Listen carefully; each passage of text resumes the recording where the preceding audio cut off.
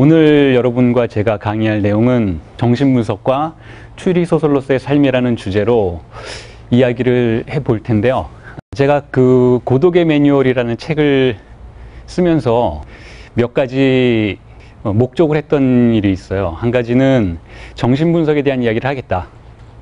하지만 정신분석을 일상생활의 영역에서 일상생활의 윤리학으로 이해하고 공부할 수 있는 그러한 방식으로 글을 써보겠다라는 목적이 있었고요. 두 번째는 예술의 영역도 포함해서 윤리가 그냥 힘들고 고단한 그런 삶의 어떤 투쟁과 같은 것만이 아니라 어떤 즐거운 영역, 그러니까 윤리를 실천하면서도 동시에 매혹적일 수도 있는 그러한 예술의 장점들을 함께 윤리학과 접목시켜보면 어떨까 해서 정신분석과 윤리와 예술의 매혹들을 연결해서 글을 쓰는 그러한 목적을 가지고 있었어요. 그래서 뭐 책이 끝나고는 그게 성공했는지 안 했는지는 아직 저로서도 장담을 할 수는 없겠지만 어쨌든 그게 기본적인 저의 글을 쓰는 과정에서도 그렇고 사유하는 과정에서도 그렇고 강의하는 과정에서도 세 가지 목적이라고 할 수 있습니다. 어떻게 하면 정신분석을 윤리와 연결시켜서 매혹적인 것으로 만들 수 있을까? 자, 그리고 오늘 이야기는 그 중에서도 특히 정신분석이라는 것, 그리고 윤리와 우리 일상의 삶이라는 부분에 집중해서 여러분들과 이야기를 나누어 보려고 합니다. 자, 그런데 제가 말하는 방식이 있어요. 그래서 그 방식에 대해서 여러분께서 이해를 하지 못하시면, 해주지 않으시면 당혹스러울 수도 있고 조금 낯설게 느껴질 수도 있는 그런 부분이 있는데요. 그 어떤 부분이냐면 저는 가급적이면 은유를 하려고 해요. 은유, 메타포죠. 은유를 하려고 한다라는 그 말은 사실 제가 먼저 한 것은 아니고요. 락강의 정신분석이 인간이란 어떤 방식으로 말을 하는가 혹은 어떤 방식으로 사유를 하는가를 설명할 때 자주 사용했던 그런 개념이기도 합니다. 은유라는 것은 뭐 그렇게 어려운 개념은 아니죠. 은유라는 건 하나의 문장을 다른 문장으로, 하나의 현실을 다른 현실로 대체해 가면서 말을 전개시켜 나가는 것을 은유라고 부르죠. 그래서 저도 오늘 은유를 많이 할 것 같아요. 그리고 그 은유들 속에서 기존에 존재하는 저의 지식이 여러분들에게 전달되면서 여러분들의 삶 속에서 단지 반복되는 것이 아니라, 뭐 거부될 수도 있겠지만요. 단지 반복되는 것이 아니라 창의적으로 새롭게 재발명되는 그러한 담론들의 전개였으면 좋겠다라는 생각을 항상 하고 있기 때문에 은유라는 형식을 사용합니다. 말을 할 때. 그 은유가 어떤 방식인지 그건 역시 함께 가늠해 볼 수 있는 그런 자리가 되었으면 합니다. 정신분석과 추리소설로서의 삶. 먼저 제가 은유를 시작했죠. 인간의 삶이 추리소설과 같다. 자, 이것도 하나의 은유죠. 우리 인생은 소설과 같기도 하고 또 진리를 탐사하는 어떤 여정과 같다라는 그런 의미에서 우리의 삶을 소설, 그것도 무언가 미스터리가 남아있는 그런 소설로서 은유하는 그러한 이야기들은 뭐 흔한 은유일 텐데요. 자, 그런데 제가 생각하는 추리소설은 일반적으로 은유되고 있는 그런 추리소설과는 조금 다른 형식을 가지고 있는 것 같아요. 그래서 그 부분에 대해서도 이야기가 전개되어 나가면서 여러분들께 충분한 설명을 드릴 수 있도록 하겠습니다. 그러면 먼저 자, 강의를 시작하기 앞서서 이 책에서, 고독의 매뉴얼에서 혹은 저 자신의 삶의 윤리학에서 기본적인 명제와 같은 몇 가지 문장들을 소개를 시켜드릴게요. 물론 책을 읽어보셨다면 익숙하신 문장이겠지만, 자, 이런 문장입니다. 타락하지 않는다면, 몰락하여 허무의 황무지에 던져지지 않는다면 윤리는 시작조차 될 수 없다. 자, 이게 윤리에 대해서 제가 생각하는 방식입니다. 혹은 윤리라는 어떤 사태에 대해서 제가 은유하는 방식이기도 하고요. 그래서 이 문장을 보고 여러분들께서 느끼기에 낯설게 느끼실 수 있는 부분이 있다면 아마 타락이라는 단어일 것 같아요. 어째서 윤리를 말하는 사람이 타락에 대해서 이야기를 하고 있을까? 왜 타락해야 할까? 어째서 타락해야 할까? 제가 아까 말씀을 좀 나눠보니까 이 자리에는 아직 미성년자분들도 고등학생 졸업을 하지 않으신 그런 분들도 오신 것 같은데요. 지금부터 제가 이야기하는 윤리와 진리에 관련된 이야기는 어떤 의미에서는 그렇죠. 19금이라고 할 수 있을 것 같아요. 19금. 그러니까 외설적인 것, 혹은 타락한 것, 아주 위험한 것, 이런 것이라고도 볼 수 있는데요. 왜 그런지 미리 먼저 간단하게 말씀을 드리면요. 진리는 우리의 안락함을 파괴하기 때문이고, 혹은 우리가 믿고 의존하던 것들을 거부하도록 우리를 선동질치기 때문이죠. 제가 오늘 말씀드리고 싶은 진리도 그런 진리예요. 그리고 그런 진리로 다가가는 과정이 윤리라고 생각하기 때문에 결국은 주어진 세계로부터 타락하지 않는다면 윤리라는 건 시작도 될 수 없다. 이런 명제를 먼저 여러분들에게 제시하고 강의를 시작하도록 하겠습니다. 자, 그럼 오늘 제가 먼저 강의를 시작하면서 여러분들에게 제시하고 싶은 이미지는 이런 거예요. 자, 소크라테스라고 하는 사람이죠. 소크라테스. 철학의 시작을 알렸던 사람이고, 또 나는 내가 모른다는 사실을 알 뿐이다. 자, 이런 얘기로 유명하기도 한 그런 철학자죠. 기원적인 존재이죠. 철학의 기원이라고 할 수 있는 아테네에서 플라톤의 스승이기도 했던 그 사람. 그런데 이 소크라테스를 이야기하면 우리는 이 소크라테스가 이후에 등장하는 많은 현자들과 닮아 있다. 혹은 이후에 등장하는 많은 철학자, 혹은 정신분석학자, 혹은 인문학자들, 그들이 이 소크라테스를 나름의 방식으로 반복하고 있는 것은 아닐까, 이런 생각을 하게 돼요. 그래서 소크라테스는 어떤 원형과 같다라는 의미에서 제가 강의의 시작에 이미지를 소개하는 것으로 이야기를 풀어 나가려고 하는데요. 자, 소크라테스는 어떤 사람이었냐면요. 약간 좀 이상한 사람이었어요. 그리고 최초로 은유를 철학에 도입한 사람이기도 했어요. 자, 소크라테스는 사람들의 말을 믿지 않는 사람이었죠. 이 사람이 사람들의 말을 믿지 않을 뿐만 아니라 사실은 이 사람은 신의 말도 믿지 않는 사람이었어요. 소크라테스가 왜 유명해지기 시작했냐면요. 소크라테스가 잘 살고 있던 어느 날 신탁이 내려오죠. 하늘에서 신의 말씀이 내려와요. 그래서 소크라테스에게 이런 얘기를 했던 거예요. 네가 제일 똑똑하다. 세상에서 네가 제일 똑똑하다. 너만이 진리를 알고 있다. 라는 신탁이 내려온 거죠. 보통 이런 신탁은 누구에게 내려오나요? 보통 정신병자들에게 내려오죠. 정신병자들은 보통 자신만이 듣는 신의 목소리를 듣고 자신만이 세계의 비밀을 알게 되는 그러한 과정으로 들어가잖아요. 자, 그런데 정신병자들은 은유를 하지 않습니다. 정신병자들은 그 말을 그대로 받아들여요. 그게 정신병자들에게 말을 조심해야 하는 이유이기도 하죠. 그런데 소크라테스는 정신병자는 아니었던 것 같아요. 어떻게 반응했냐면 이렇게 반응했어요. 말도 안 돼. 나는 그렇지 않아. 이게 신탁이라면 뭔가 잘못됐을 거야. 라는 식으로 반응을 했던 거예요. 자, 이게 바로 은유예요. 은유. 하나의 문장을 다른 문장으로 대체하는 것. 하늘에서 신이 네가 제일 똑똑해 라고 말했더니 그 문장을 소크라테스가 아닐 거야 라고 대체하는 거예요. 아닐 수도 있어. 이건 말이 안 돼 라는 다른 문장으로 대체하는 거죠. 자, 이건 물론 좋은 경우지만 우린 거꾸로 된 경우에서 이런 경우도 만나게 되죠. 네가 제일 바보 같아 라고 말한다면 우리는 또 대체하죠. 다른 말로. 내가 수학은 좀 못해서 바보인데 국어는 그래도 바보는 아니야 라는 문장으로 대체해서 그 난국을 벗어나죠. 이게 은유의 기술이에요. 하나의 문장을, 하나의 단어를 다른 단어나 문장으로 대체하는 것. 미술도 마찬가지죠. 하나의 풍경을, 하나의 사태를 다른 이미지로 대체하는 것.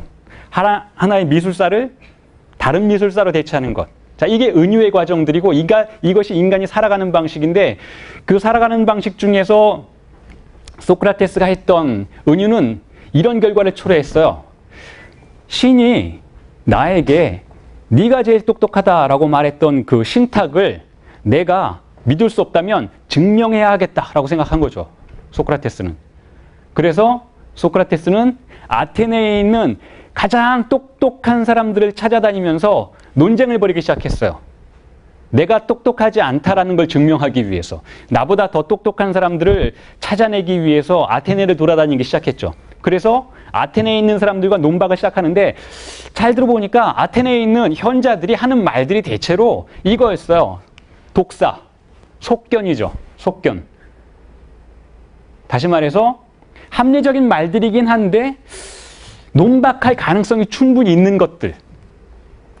도덕이라고 사람들이 말은 하고 있는데 조금만 말싸움을 해보면 붕괴되는 진리들. 자, 그게 속견이에요. 지탱할 수 없는, 오래도록 지탱할 수 없는 명제들을 소피스트들은 혹은 아테네에 있는 현자들은 주장하고 있었던 거예요. 그래서 소크라테스가 점점 더 확신을 갖기 시작하죠. 하나님의 말이 맞나? 내가 제일 똑똑한가? 나보다 잘난 놈이 없네. 계속 말싸움을 하는데 이걸 변증법이라고 하죠. 소크라테스의 변증론. 변증을 통해서 상대방의 말을, 논리를 부셔버리기 시작하니까 거기에 맞설 자가 없는 거예요. 소크라테스에게는 남들보다 더 합리적인 사고방식이 있었던 거죠. 역시 머리가 좋긴 좋았었나 봐요. 그래서 소크라테스는 결국 로고스를 통해서 비판을 해나가요. 사람들의 생각이 결국은 알고 봤더니 진리를 위해서 존재하는 생각들이 아니라 자기 몸 편하려고 만들어낸 합리적인 담론들에 불과했다. 하지만 진리가 아니기 때문에 그런 것들은 얼마든지 논박 가능하다라는 것을 알게 돼요. 그래서 사람들과 말싸움을 벌이고 물론 미움을 사기 시작했어요. 하지만 말싸움을 벌인 끝에 누구에게도 지지 않죠. 자, 그러면서 사람들이 물어보기 시작해요. 오케이, 졌다. 당신이 나보다 똑똑하고 말도 잘하는 건 사실인 것 같은데, 그런데 그렇다면 당신이 말하는 진리는 뭐냐? 나는 진리가 없다고 치자. 내가 졌다라는 거예요. 어떤 사람들은 권력이 최고야. 어떤 사람들은 재력이 최고야. 아니야, 어떤 사람들은 건강이 최고야. 좋은 건 뭐냐라고 물어볼 때 다 그런 것들을 대답했는데 그런 것들을 다 반박하는 거예요. 그래서 반박하고 나서 그 반박당한 사람들이 물어보는 거죠. 뭐가 진리냐? 그랬더니 소크라테스가 이렇게 대답하는 거예요. 나는 모른다. 진리를 모른다라는 거예요. 나는 모른다. 나는 모르는데 당신은 모른다는 것도 모르고 있었다라는 거예요. 당신은 진리를 알고 있다고 얘기했었는데 알고 봤더니 당신 틀렸잖아. 근데 나는 원래 내가 모른다라는 걸 알고 있었다라는 거예요. 그러니까 허탈하죠. 말싸움 끝에 진리가 뭔지 물어봤는데 진리를 말하지 않고 모른다라고 대답하는 거예요. 자, 그런데 이 내가 모른다라는 사실을 알고 있다 라는 이 명제는 굉장히 중요한 명제이고 이게 바로 락강이 생각하는 정신분석의 진리가 도달할 수 있는 최후의 명제라는 거예요. 왜냐하면 결국 진리가 없다라는 것, 진리가 없기 때문에 나는 그걸 가질 수 없다라는 것은 결국 공백의 지대에 도달했다라는 뜻이에요. 진리가 없는 장소에 도달했다라는 뜻이죠. 진리가 항상 우리를 지배하는 것, 우리의 삶을 전개시켜 나가도록 우리를 밀어붙이는 어떤 이데올로기들이라면 만약에 누군가가 합리적인 로고스의 힘에 의해서 어디론가 도달할 수 있다면 그런 이데올로기 너머에 도달할 수 있다는 거죠. 더 쉽게 얘기하면 고정관념들을 다 파괴하고 나서 고정관념이 존재하지 않는 텅 빈 방에 도달할 수도 있을 거라는 거예요. 그리고 소크라테스가 한 일이 바로 그거라는 거죠. 텅 빈 방에 도달하는 것. 그래서 사람들이 소크라테스를 신비롭게 보기 시작해요. 사실 소크라테스는 아무것도 몰라요. 남들은 아무것도 모른다는 사실조차 모르지만 이 사람은 아무것도 모른다는 사실을 알고 있지만 결국 가진 건 텅 빈 항아리일 뿐이라는 거죠. 하지만 사람들은 이 사람을 보면서 야, 이 사람 대단한데? 생각하고 이 사람을 안다고 가정된 주체로 설정을 하죠. 스승님, 마스터로 설정을 해요. 그래서 이 사람에게 자꾸 진리가 무엇인지 묻고 이 사람을 따라다니고 이 사람과 똑같이 되려고 노력을 하는 거예요. 하지만 그건 소크라테스가 원하는 일이 아니었죠. 소크라테스는 산파술이라는 것을 원했죠. 산파술이라는 건 뭐예요? 나도 모르고 너도 모르니까 네가 알아서 진리를 만들어 내라는 거예요. 그 대신 고정관념은 일단 넘어서라는 거죠. 고정관념을 넘어서는 길은 내가 보여줄 테니까 마지막에 도달한 텅 빈 장소에서 진리는 여러분이 만들어내라는 거예요. 자, 이게 소크라테스가 진리에 접근하는 방식이었어요. 내가 산파는 해주겠지만 애를 낳는 건 너다라는 거죠. 그리고 바로 이 과정이 정신분석가가 환자를 데리고 가서 환자에게 자신만의 고유한 삶이 새롭게 창안될 수 있도록 만들어주는 과정과 너무도 닮아 있다는 거예요. 그래서 소크라테스는 사실상 프로이트와 락강에게서 반복되고 있었다는 거죠. 프로이트나 락강이 새로운 무언가를 하고 있었던 건 아니었던 거예요. 사실은 어떤 진리에 도달해서 그 진리를 자기 자신만의 공간으로 만들고 그곳에서 새로운 삶을 창안해내는 과정들을 이미 소크라테스는 했었지만 프로이트와 락강은 다른 방식으로 했었다는 거죠. 다른 방식으로 은유하고 있었다는 거예요. 이 세상에 새로운 건 아무것도 없지만 그럼에도 불구하고 새롭게 은유될 수는 있다는 거죠. 그게 제가 락강에게 배운 거예요. 그래서 제가 은유를 좋아하는 거예요. 그런데 은유에는 여러 가지가 있어요. 위험한 은유도 있고 안정적인 은유도 있어요. 어떤 은유는 아주 보수적이어서 사실상 우리를 소외시키는 은유도 있어요. 오늘 그런 얘기를 좀 해볼 거예요.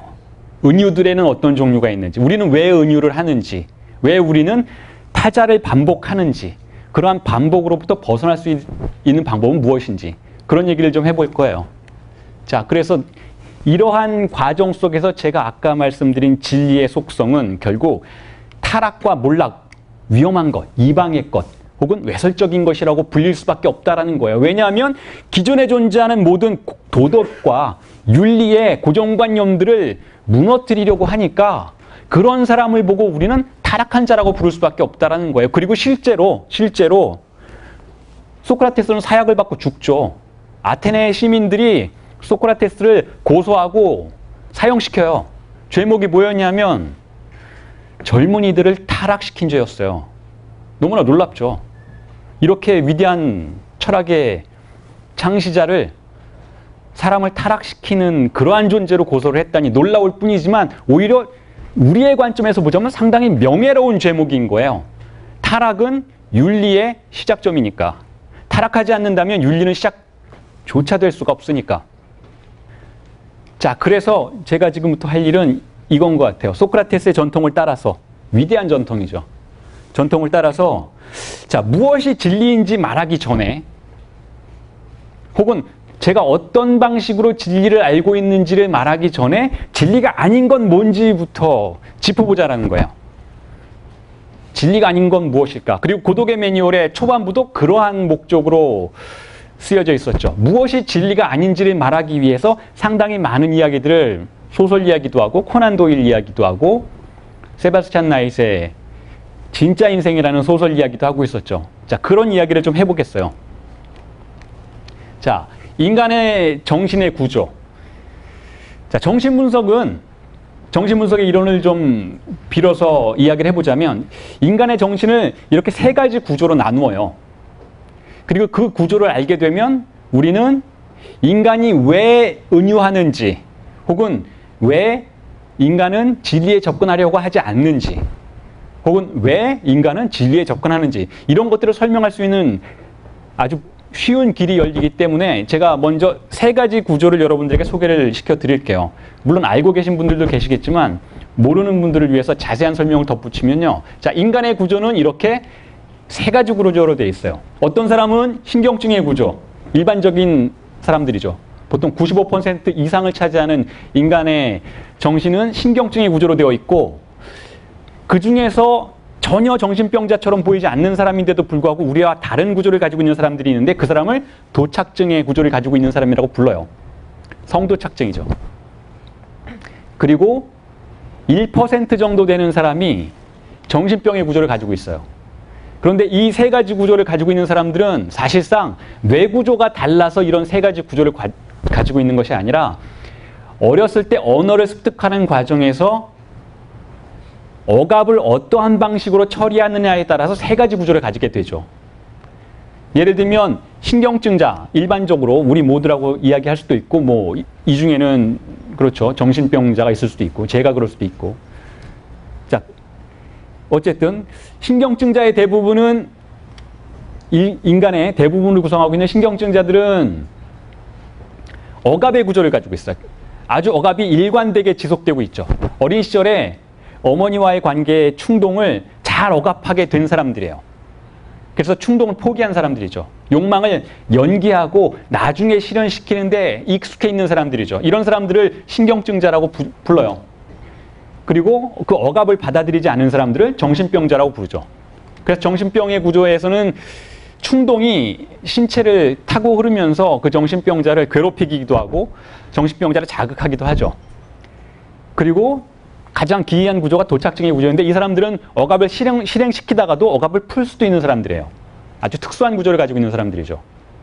자, 이 중에서 우리의 관심을 끄는 건 그렇죠. 대부분을 차지하고 있는 신경증의 구조인데 자, 신경증의 구조는 이렇게 되어 있어요. 보통 뉴러시스라고도 부르는데 이 신경증의 구조는 일단 의심의 구조로 되어 있어요. 이 사람들은 의심하는 사람들이에요. 신경증자들은 일단 의심부터 하고 봐요. 왜일까요? 혹은 그럼 정신병자들은 의심하지 않는가? 의심하지 않아요. 정신병자들은 항상 확신에 차 있어요. 정신병자들은 이 세계가 어떻게 되어 있는지, 자신의 존재가 누구인지, 자기를 괴롭히는 존재가 누구인지 확실해요. 확실하지 않았을 땐 굉장히 불안을 느끼기도 하지만 바로 확신할 수 있는 그러한 사실들을 찾아내고 거기에 달라붙어 버리죠. 이게 정신병자들의 특징이라면 신경증자들은 좀 달라요. 신경증자들은 항상 의심해요. 아무리 누군가가 나한테 와서 사랑한다고 말해도 정말이야? 자꾸 물어봐요. 자꾸 나 자신의 존재에 대해서 질문을 던지게 돼요. 나는 누구지? 누구긴 누구예요? 백상현이죠. 그런데 자꾸 자기 자신이 누구인지를 질문하고 누구일 수 있는지를 질문하고 누구이면 안 되는지를 질문해요. 자, 이게 신경증의 구조예요. 왜 그럴까요? 신경증자들은 이런 방식으로 사고하기 때문에 그래요. 자, S1은 기표를 뜻하는데 S1은 항상 S2로 향하면서 순환되고 연쇄되죠. 자, 이게 우리의 생각, 신경증자들의 생각이 사고하는 방식이에요. 하나의 문장은 혹은 하나의 단어는 그 자체로 의미를 만들어내지 못하고 항상 다른 단어로 연결되면서 의미를 만들어내는 것. 작은 s가 의미라고 불릴 수 있는 그런 것인데요. 의미는 그래서 단어 하나에 달라붙어 있는 게 아니라 두 단어 사이에서 발생해요. 연쇄되면서. 이게 신경증의 구조예요. 이게 우리 모두가 대체로 우리 모두가 생각하는 방식인 거죠. 예를 들면 이런 거예요. 여러분들에게 누군가가 아까 얘기한 것처럼 가장 머리가 좋은 자다라고 이야기를 해준다면 그걸로 만족하지 않는다라는 거예요. 정말 그런지 아닌지 다른 단어를 불러온다는 거죠. 어떻게 머리가 좋은데 혹은 어떤 부분에서 머리가 좋은데 이러한 방식으로 다른 단어를 불러와서 그 둘 사이에서 의미를 만들어내려고 하니까 의미가 항상 불안해요. 의미들이 단어와 달라붙어 있는 게 아니라 계속 단어 연쇄에 의해서 떨어지고 하는 과정을 반복하죠. 그래서 의미에 우리가 확신을 가질 수가 없어요. 신경증자들의 정신이 그렇게 되어 있어요.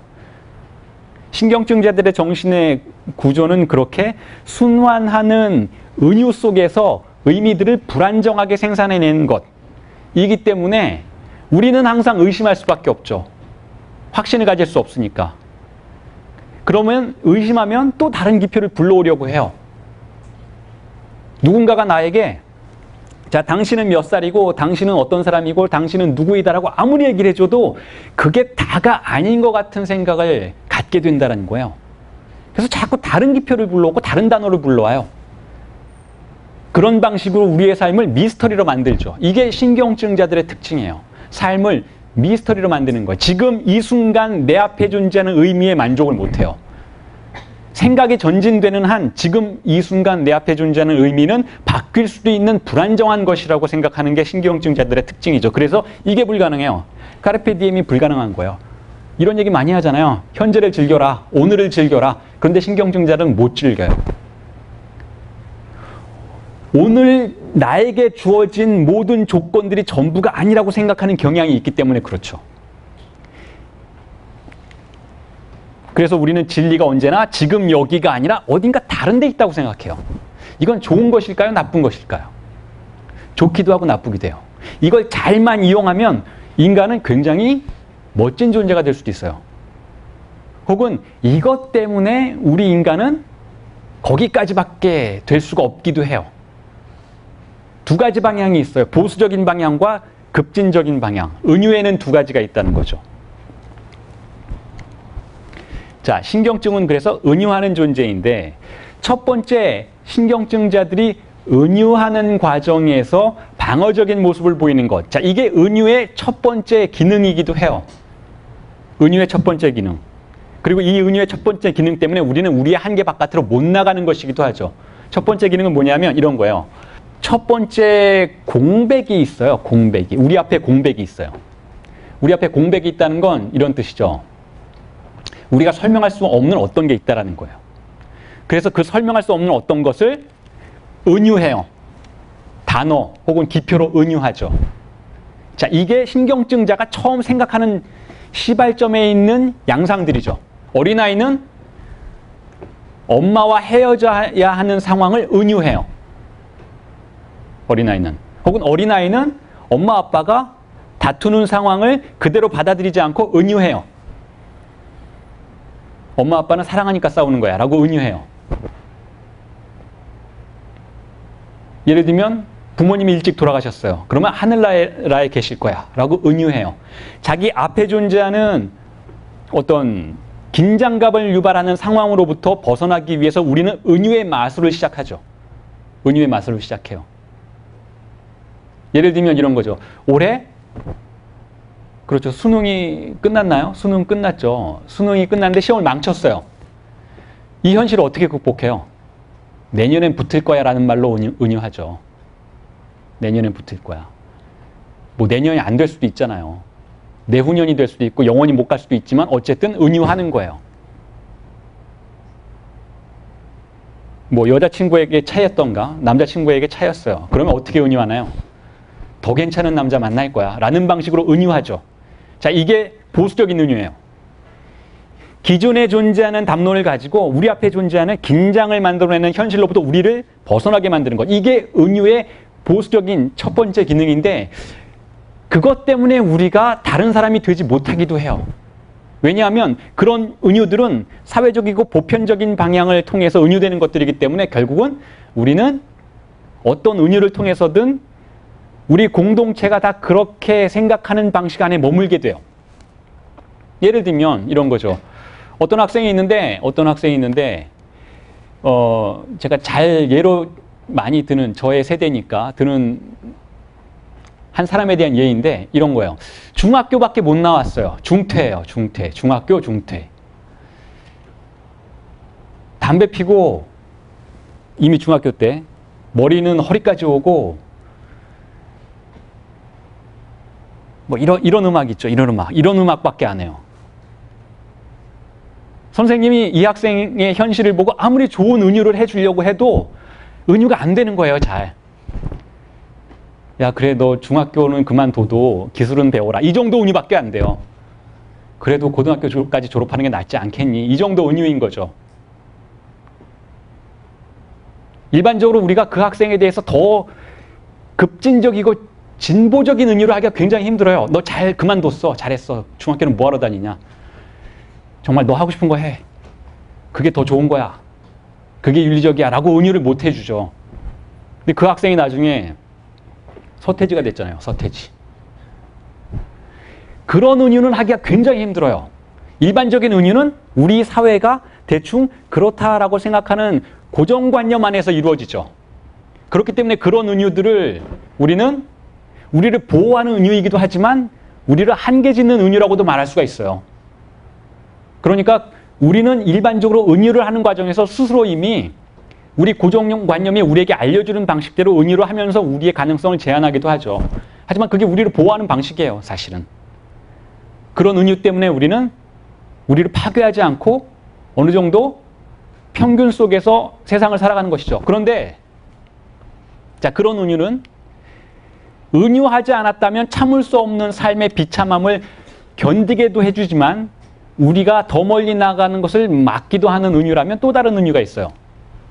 자, 이걸 메타포 증후군이라고 저는 나름대로 이름을 붙이는데 너무 과도하게 시적으로 은유하는 사람들이 있어요.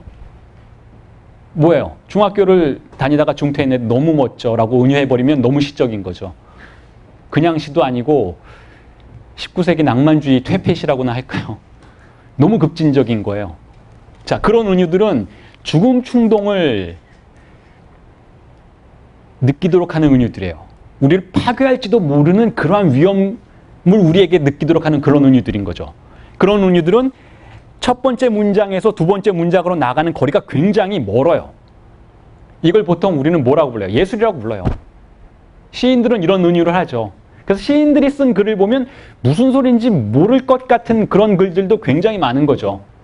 시인들은 주어진 고정관념의 세계 안에서만 은유하는 게 아니라 너무 멀리 단어들을 집어던지기 때문에 그게 도대체 어떤 관련성을 갖는지 잘 모를 때가 있어요. 고등학교 잘 다니던 어떤 학생이 찾아와서 저 예술가 될래요. 그러면서 갑자기 다 때려치고 물감 사서 그림만 그린다. 이건 엄청난 은유인 거죠. 그런 은유들은 우리를 위험에 빠지도록 할 수도 있어요. 주어진 하나에서 주어지지 않은 다른 하나로 점프하는 은유들이기 때문에 굉장히 위험하죠. 그래서 우리는 대부분 이 위쪽의 은유를 하면서 살아가요. 제가 이거 빈벽증후군이라고 이름 붙인 이유는 이런 거예요. 락강의 세미나에서 어떤 환자 얘기가 나오는데 그 환자가 빈 벽을 두려워했대요. 텅 빈 벽을 되게 무서워하는 거예요. 불안감을 느끼고 우울증 발작을 느끼는 거죠. 근데 우리도 사실 그런 경험할 때 있어요. 예를 들면 이사 갔는데 벽지도 없고 벽에 아무것도 칠해지지 않은 그런 텅 빈 아파트에 이사 가서 아직 뭐 장식을 하지 않았다. 그럴 때 그곳에서 잠을 자거나 그러면 좀 스산하죠. 그런데 어떤 사람들은 특히 그런 텅 빈 벽에 대해서 공포증을 느끼는 사람들이 있어요. 그런데 그게 나름 이유가 있는 공포증이라는 거예요. 그 텅 빈 것은 우리에게, 인간에게 어떤 것으로 보이나요? 질서가 없는 어떤 것으로 보여요. 무언가 거기에 무늬가 있어서 우리의 시선을 분산시켜 줄 수 있어야 되는데 그러지 못할 경우에는 그 텅 빈 곳이 우리에게 굉장히 위협적으로 느껴지죠. 그래서 우리는 거기에 은유를 던지기 시작해요. 벽지를 바르는 게 은유인 거죠. 텅 빈 무질서의 세계에 대해서 방어하는 것, 이게 은유이기 때문에 그걸 빈벽증후군의 은유라고 부를 수 있다면 우리는 일반적인 세상을 살아가는 과정에서는 그런 은유들을 한다는 거예요. 그런 은유 속에서 우리는 우리를 방어해요. 그런 은유 속에서 우리는 하나의 신화를 만들어내죠. 그리고 그 신화가 소통될 수 있는 보편적인 것이기를 바라죠.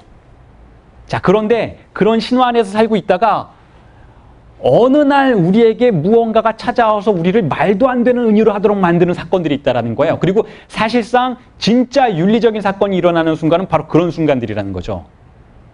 왜냐하면 그 순간만큼은 우리는 고정관념과 타자의 반복으로서 존재하는 건 아니니까. 고정관념이 우리를 지켜주는 건 좋은데, 그래서 우리를 쾌락 안에 머물도록 해주는 건 좋은데, 즉 좋은 건 좋은 것인데 윤리적인 건 아니라는 거예요. 왜냐하면 인간의 본연의 모습은 오직 주체라는 개념 속에서만 실현될 수 있기 때문에, 주체는 뭐예요? 내가 내 자신의 주인이 되는 순간이잖아요. 그런데 남의 말을 듣고 내 삶을 그들의 말에 의해서 반복되도록 하는 것은 주체적이지 않다라는 거예요. 물론 이것은 인문학이 주장하는 윤리인 거죠. 엄마 아빠가 자식들에게 주장해 줄 수 있는 그런 윤리는 아니죠, 사실. 엄마 아빠는 자식들이, 우리 가족들이 편안하게 보호받기를 원해요. 그렇기 때문에 그것도 굉장히 중요하다라는 거예요. 제가 지금 이런 죽음 충동의 윤리를 이야기한다고 해서 우리가 언제나 이런 윤리 혹은 이런 도약만 해서 살아야 한다고 주장하는 건 아니라는 거예요. 우리는 안 시켜도 보수적인 은유를 해 나가면서 우리의 인생을 보호하게 돼 있어요. 그건 참 좋은 것이죠. 하지만 윤리적인 건 아니라는 거예요. 그것만은 알고 있어야 된다는 거죠. 그래서 이런 은유들, 혹은 도약이라고도 부를 수 있는, 한 문장에서 다른 한 문장으로 너무 멀리 도약하는 것들은 예를 들면 이러한 방식으로 설명될 수 있을 것 같아요. 누군가가 당신 타락했어. 당신들이 하는 사랑 타락이야. 너희들이 하는 사랑 타락이야. 부모님이 생각할 때 고딩들이 무슨 사랑이야. 중딩이 무슨 사랑이야. 공부해야지 라고 할 때 그 학생들은 아니다. 이건 사랑이다라고 은유할 수 있다는 거예요. 혹은 너 지금 방황하고 있어 라고 이야기할 때 거기에 대해서 아니야. 나는 지금 모험하고 있어 라고 은유하는 사람이 있을 수도 있다는 거죠. 자, 이게 은유의 도약들이에요. 예를 들면 누군가를 험담하고 있다고 비난을 받을 때 그 사람은 나는 험담하는 게 아니라 비판하는 건데? 라고 얘기할 수도 있어요. 이런 은유들은 아주 커브가 센 은유들인 거죠. 망설이고 있다는 사람한테 그 사람에게 사실은 모색 중이었다라고 말해줄 수도 있다는 거예요. 누군가는 불법 집회라고 부르지만 그들에게는 민주주의일 수도 있다는 거예요. 어떤 사람에겐 외설로 보이는 게 어떤 사람에겐 예술이라는 거죠. 어떤 사람에겐 망상인 것이 어떤 사람에겐 꿈이라는 거예요. 혹은 범죄자이지만 그도 인간이라는 거죠. 극악무도한 범죄를 저질렀지만 그도 인간이라는 은유를 해줄 수도 있다는 거예요. 그 사람도 갱생의 기회를 가질 권리가 있다는 거죠. 그런 은유들이 많잖아요. 죄는 미워해도 사람은 미워하지 말라. 이것도 은유인 거예요. 우리가 어떻게 죄 지은 사람과 죄를 분리해서 생각할 수 있어요? 그러기 힘들죠. 은유는 인간에게 굉장히 많은 가능성을 가져다주는 그러한 시스템이고 기능이라는 거죠. 그런 시스템 안에서 우리는 일반적으로 방어적인 삶을 살아가지만 또한 도약도 한다라는 거예요. 종교에서 말하는 용서가 바로 그것이죠. 범죄자를 인간 취급해주는 종교인은 굉장한 은유를 실행하고 있는 것이죠. 도약을 실행하고 있는 것이죠. 자, 그런데 아까 여러분들에게 말씀드렸지만 정신병자들은 그런 은유를 못해요. 정신병자들은. 신경증자들만이 그런 은유를 해요. 그런데 정신병자들이 은유를 시도할 때 가끔 성공하기도 하는데 우리는 그러한 은유를 보고 망상이라고 불러요. 왜냐하면 그들의 은유는 굉장히 개별적이고 소통이 불가능한 은유이기 때문에 그래요. 정신병자들 역시 어떤 망상을 통해서 부분적인 은유를 실행하기는 하지만 그럼에도 불구하고 그러한 망상은 소통이 불가능하다는 것이죠. 하지만 신경증자들의 은유는 소통이 가능하다는 것. 이게 가장 큰 특징이라고 할 수 있을 것 같아요. 물론 신경증자들에게도 처음에 등장하는 어떤 은유들은 망상처럼 보이고 그런 은유들은 소통이 안 되는 것처럼 느껴지기도 해요. 하지만 만약에 그 사람이 끝까지 그런 은유를 고집한다면 그리고 그것을 세상 사람들과 소통하기 위해서 투쟁한다면 그건 역시 보편적인 은유의 형식을 가질 수 있게 될 가능성이 있죠. 예를 들면 정신병자, 내 귀에 도청기 다 아시잖아요. 정신병자는 자기 귀에 누군가가 도청기를 설치해 놨다는 것에 대해서 초의 의심도 없어요. 그런데 신경증자들은, 우리들은 무의식 속에서 굉장히 많은 질문들을 하고 있어요. 사실은 불안하게. 나는 남자인가 여자인가? 이건 히스테리 환자들이 자기 스스로에 대해서 항상 던지는 질문이에요. 성적인 정체성에 대해서. 혹은 강박증자들은 항상 이런 질문을 던지죠. 내가 살아있나? 혹은 진짜 사는 건 무엇이지? 이런 질문들. 나는 사실 죽은 건 아닐까? 이런 질문들을 우리의 무의식이 던지고 있어요. 항상 우리의 무의식은 그렇게 동요하고 있어요. 자, 지금까지 우리 신경증에 대한 이야기를 좀 살펴봤는데 제가 이런 이야기를 하는 이유는 우리가 왜 쉽게 소외되는지를 설명하기 위해서 그랬어요. 왜 우리는 쉽게 소외되는 것일까? 왜 인간은 왜 자꾸 창의적으로 살 수 있는데도 불구하고 그렇지 못하는 걸까? 왜 우리는 항상 이렇게 무언가에 종속되는 것일까? 그게 바로 신경증의 어떤 가장 큰 특징이기도 한 것 같아요. 신경증자들은 항상 이미 존재하는 언어를 통해서, 즉 타자의 권력을 통해서 은유를 실행할 수밖에 없기 때문에 그렇죠. 우리가 발명해낸 언어라는 건 없는 거잖아요. 우리는 태어날 때부터 부모의 언어를 그대로 반복하면서 살아가잖아요. 그렇기 때문에 우리의 인생은 이미 처음부터 사실상 아주 깊은 소외 속에 들어가 있어요. 물론 이걸 뒤집어서 얘기하면 이렇게 될 수도 있겠죠. 부모의 언어로 우리는 보호받는 건 아닌가? 물론 그래요. 짐승들의 세계는 부모들의 문화가 그들의 자식 세대의 문화를 보호하죠. 우리 역시 마찬가지예요. 인간도 부모 세대의 문화가 그대로 우리에게 전수되면서 우리의 삶을 굉장히 안락하게 만들어줘요. 우리를 보호해주죠. 그런데 언제부터인가 인간은 주체라는 개념에 대해서 자꾸 몰두하기 시작했다라는 거고, 주체적이지 못한 것을 우리는 윤리적으로 보지 않기 시작했다라는 거예요. 물론 의견이 다를 수도 있어요. 그냥 전통을 지키고 안락하게 살아가는 것이 좋은 것 아니냐라고 얘기할 수도 있겠죠. 여러분들의 생각은 어떤지 모르겠어요. 그런데 그렇게 생각하지 않는 사람들도 있어요. 그렇게 생각하지 않는 사람들도 있고 저도 그 중에 한 명인 것 같아요. 그걸 윤리라고 부르지 않는 것이죠. 부모의 전통을 그대로 따라가면서 세상을 살아가는 것은 편안할 수는 있지만 살아보면 여러분들의 경험이 그걸 말해줄 거예요. 살아보면 여러분들을 굴욕적으로 만드는 순간도 굉장히 많다는 걸 알 수 있어요. 굴욕적으로 만드는 순간. 여러분들을 진리를 외면하는 사람으로 만드는 순간도 많다는 걸 알 수가 있죠.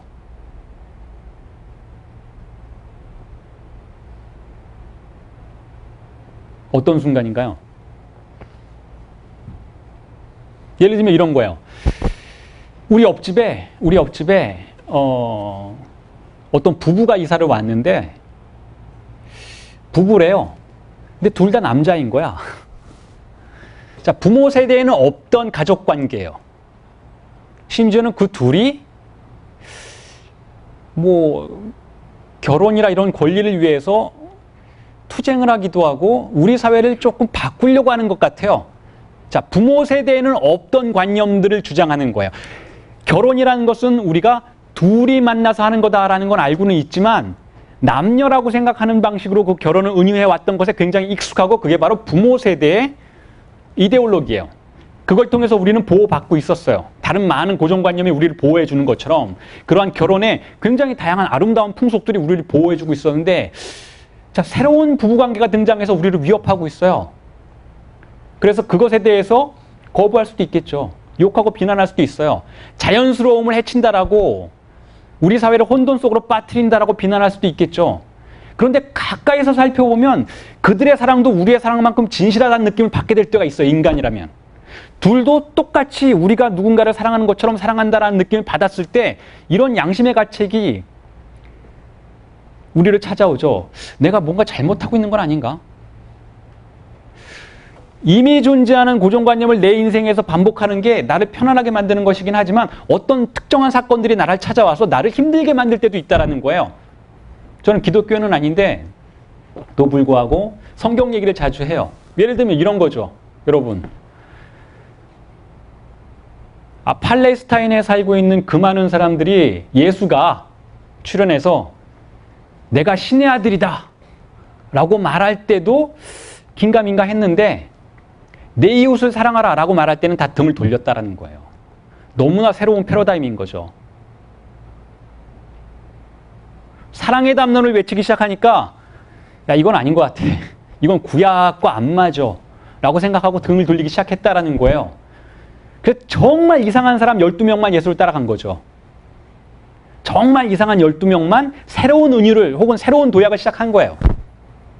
새로운 담론이 등장해서 한 사회에 충돌할 때 그 담론은 이질적으로 보이고 타락한 것처럼 보여서 우리는 위협을 느껴요. 그래서 어떻게 됐어요? 팔레스타인의 구약이 어떻게 됐어요? 유대교가 붕괴됐죠. 신약으로 도약하면서 기독교는 보편적인 종교의 성격을 얻게 되었지만 구약에 의존하던 유대인들은 자신들의 담론을 더 이상 주장할 수가 없게 돼서 최소한 기독교 안에서는 예수를 타락한 존재로 볼 수밖에 없었던 거죠. 기존의 관점에서 보자면 기존의 은유가 작동하는 방식 속에서는 무언가 우리에게 받아들일 수 없는 사건들이 발생했을 때에는 기존의 고정관념들은 우리를 그로부터 멀어지게 한다는 거예요. 그리고 그게 일반적으로 우리의 삶을 보호하고 살아가는 방식이기도 하다는 거죠. 우리는 무언가가 내 속에서 심각하게 반복되고 있는데 그걸 멈추기가 굉장히 힘들다는 거예요. 부모 세대의 고정관념이 우리 내부에서 반복되는 걸 멈추는 건 굉장히 힘들어요. 그리고 대부분 정신분석과를 찾아오는 환자들 역시 이것 때문에 힘들어서 찾아오는 거예요. 뭔가 부모 세대의 흔적이 나에게 남긴 내 어린 시절의 부모와 관계 속에서 흔적으로 남겨진 어떤 상처가 나를 계속 괴롭히기 때문에 정신적인 문제를 일으키는 거죠. 그래서 정신분석과를 찾아오는 거예요. 자, 지금까지 이야기했던 것을 4가지 사례를 통해서 쉽게 펼쳐 보여드릴게요. 예를 들면 이런 거죠.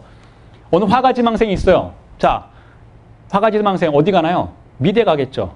미대 가면 뭐 하나요?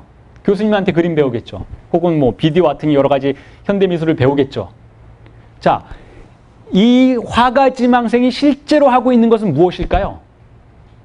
기존에 존재하는 미술사를 자기 자신 안에서 반복하는 거예요. 더 쉽게 얘기하면 모든 사람들이 자, 이게 예술일 거야 라고 생각하는 관념을 내 안에서 반복하고 있는 거예요. 이게 화가가 하는 일이에요. 이게 예술가가 하는 일이죠. 기본적으로.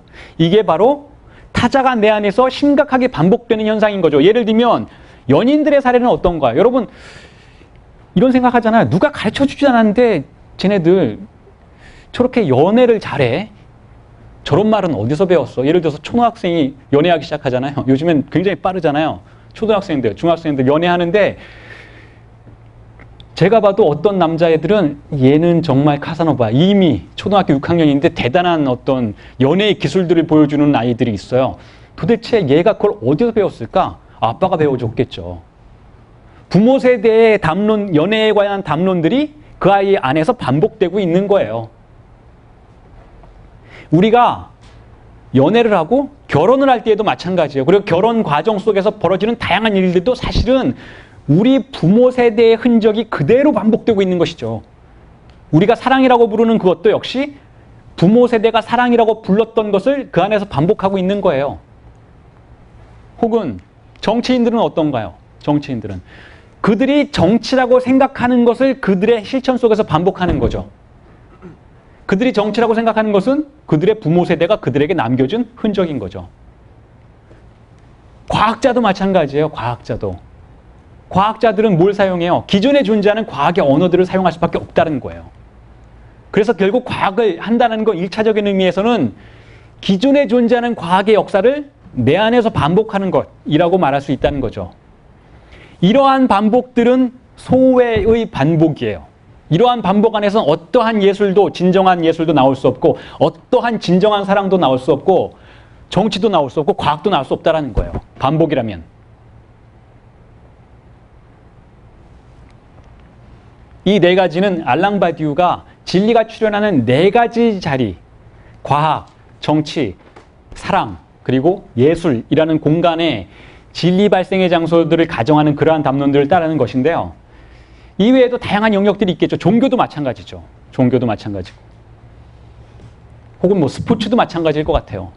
스마트폰을 만드는 회사도 마찬가지일 것 같아요. 결국 기존에 존재하는 패러다임이 내 안에서 반복된다면 우리는 그것을 소외라고 부를 수밖에 없다는 거예요. 그래서 누군가가 새로운 그림을 그리려고 한다면 기존에 존재하는 그림에 대한 관념들로부터 벗어나는 작업이 없다면 진정한 예술로서의 창조는 불가능하다는 것이죠. 미국의 어떤 미니멀 아티스트는 브루스 너만이라는 사람인데요. 그 사람이 대학원을 졸업하고 했던 1년 동안의 첫 번째 작업은 뭐였느냐면 이거였어요. 아무것도 안 하기였어요.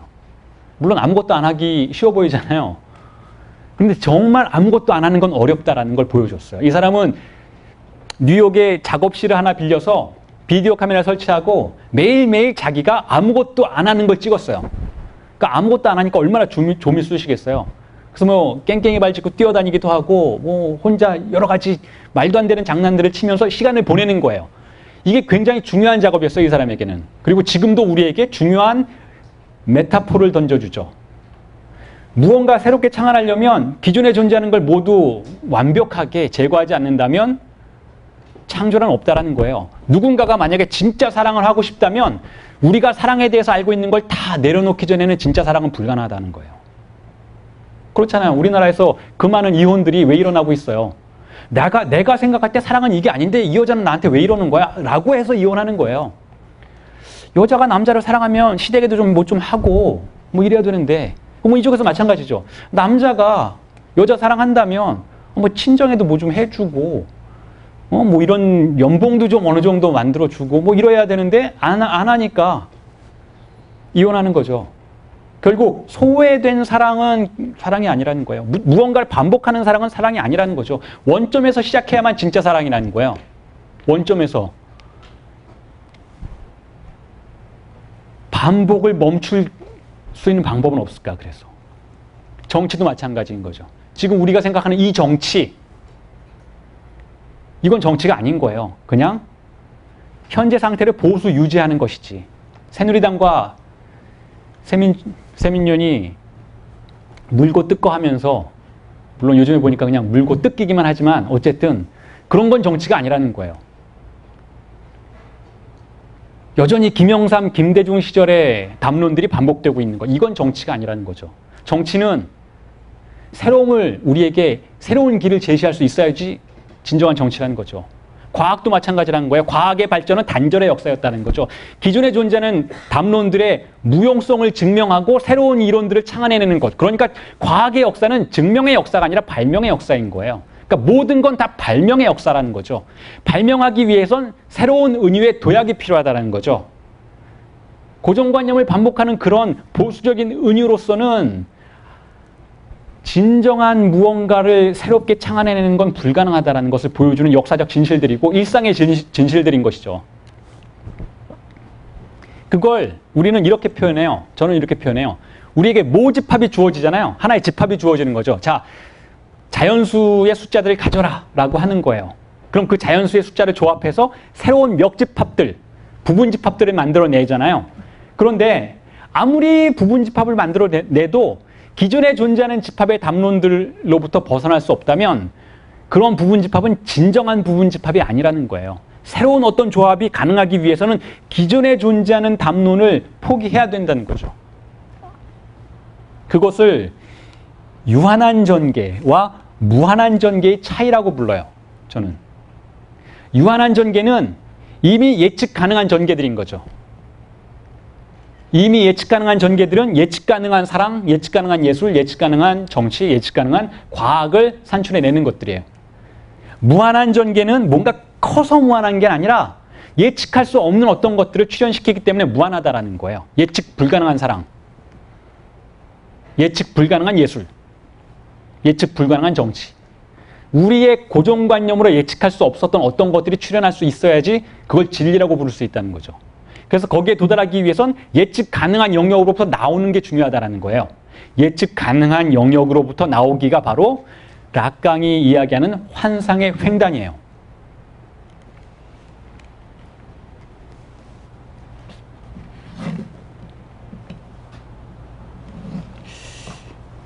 자, 그런데 그게 말은 쉽지 진짜로는 그렇게 쉬운 일은 아니죠.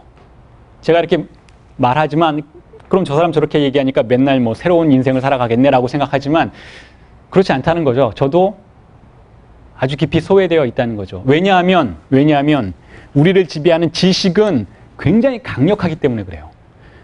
강력한 지식이기 때문에 지식을 저는 고정관념이라고 부르는데 바디우는 이걸 지식이라고 부르죠. 락강은 이걸 타자라고 불러요. 대타자라고도 부르는데 그러한 지식의 힘은 자, 여기 제가 A라고 썼잖아요. 이 A는 불확정적인 어떤 것을 뜻해요. 증상을 뜻하기도 하고 균열을 뜻하기도 해요. 뭔가 기존의 질서를 흔들면서 출현하는 어떤 것이죠. 자, 이것이 출현했을 때 자, 이쪽은 지식의 영역이에요. 이 지식의 영역 S1과 S2 은유가 일어나는 공간이죠. 이 은유가 일어나는 지식의 영역은 이 불확정적인 대상을 금방 포착하고 그것을 억압하죠. 그래서 결국 우리를 소외시키죠. 지식은 항상 강력하게 작동을 하죠. 그래서 그 지식이 있는 공간을 바벨의 도서관이라고도 부를 수 있을 것 같고 제가 책에서도 그렇게 표현을 했어요. 왜 바벨의 도서관이냐 하면 바벨탑이 뭐예요, 여러분? 인간의 실증적인 지식으로 진리에 도달하고자 했던 그러한 욕망의 탑이기 때문에 바벨의 탑인 거죠. 언어의 힘으로 신에게 도전했던 인간의 오만함이었던 것이죠. 그걸 우리식으로 바꿔서 얘기하면 진리에 도전하는 실증적인 언어의 권력이라고도 부를 수 있어요. 실증적인 언어, 과학의 언어, 이걸 통해서 진리, 현재 존재하는 고정관념의 지식을 통해서 새롭고 불확정적인 모든 것을 사로잡을 수 있다라고 주장하는 그러한 것을 결국 우리는 고정관념의 지배이고 동시에 이 세계를 지배하는 이미 주어진 기표들의 지배라고도 볼 수 있다면 그러한 보수적인 은유로부터 벗어나는 것, 그것은 생각보다 쉽지 않다라는 거예요. 그 대표적인 예가 에고 심리학과 ADHD라고 부르는 요즘에 많이 화제가 되고 있는 병에 대한 우리의 반응이라고 할 수가 있죠. 바벨의 탑, 지식, 언어의 지배, 타자의 지배가 주장하는 가장 대표적인 개념이 정상성이에요. 그러니까 정상이라는 수준이 존재하고 비정상이라는 수준이 존재한다는 것은 항상 지식이 우리에게 다가올 때 우리를 테두리치고 사로잡는 하나의 방식인 것이죠. 그 대표적인 예가 보통 에고심리학에서 말해주는 정상성의 개념이 있을 수 있고, 혹은 현대 정신의학이, 우리 보통 정신과에 가면 우리를 치료하는 정신과 의사분들이 기준으로 삼고 있는 정상의 개념과 비정상의 개념 역시 지식의 어떤 혹은 고정관념의 폭력이 우리에게 강제하는 두 가지 대표적인 양상이라고 볼 수가 있겠죠. 예를 들면 에고심리학이라는 것은 정신분석이 보여주는 다양한 프로이트의 성과들을 정상성이라는 개념 안에 묶어두는 그러한 경향을 보이는 심리학의 혹은 정신분석의 경향이라고 볼 수가 있는데요. 에고심리학은 어떻게 사람을 치료하느냐 하면 의사를 찾아오는 환자가 비정상적 상태, 비정상적인 자아, 퇴행적인 자아의 상태에 존재한다고 가정을 하고, 분석가나 의사의 정상적 자아를 모방하도록 만드는 그러한 과정들을 주로 보여줘요. 이럴 경우에 정상성이라는 개념은 결국 어떤 수준에 맞춰지느냐가 상당히 중요한 것이 되겠죠. 예를 들면 미국 백인 남성의 심리적인 상태를 정상성의 개념으로 규정할 경우에는 그로부터 멀어지는 사람은 비정상이 되겠죠. 그리고 ADHD와 같은, 요즘에 학생들이 보통 초등학교 때부터 이미 이 테스트를 받는다고 하는데, 집중력 결핍과 과잉행동장애라고 보통 부르는 이 질병에 대해서도 현대정신의학은 맹신하고 있는데, 사실상 정신분석의 관점에서 본다면 이건 질병이 아니라는 거예요. 어린아이가 주의가 산만하고 집중을 하지 못하는 것, 과잉한 행동의 어떤 양태를 보이는 것은 정신병이 아니라는 거죠. 정신병이 아니라 그냥 아이가 집중하고 싶지 않기 때문에 그렇다라는 거예요. 근데 현대 정신의학은 정상적인 아이의 뇌를 설정해 놓고 거기로부터 벗어나는 그러한 행동과 양태들을 보일 때는 비정상이라고 부른다라는 거예요. 요즘에 유행하잖아요. 혼이 비정상이라는 거예요. 그런데 정신분석은, 혹은 지금까지 우리가 같이 건너왔던 신경증의 세계에서는 정상이라는 개념을 설정하는 것은 굉장히 비윤리적이라는 거죠. 정상이라는 개념은 결국 우리 모두가 현재 지금 믿고 있는 고정관념에 가장 접근한 상태를 말하는 것인데, 거기에 접근하면 접근할수록, 혹은 혼이 정상이 되면 정상이 될수록 소외되는 것이라는 거예요.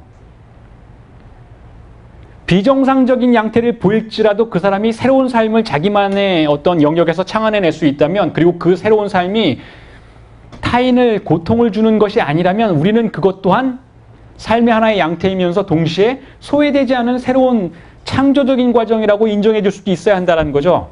그런데 현대정신의학은 그럴 의도가 전혀 없어 보여요. 에고심리학도 마찬가지죠.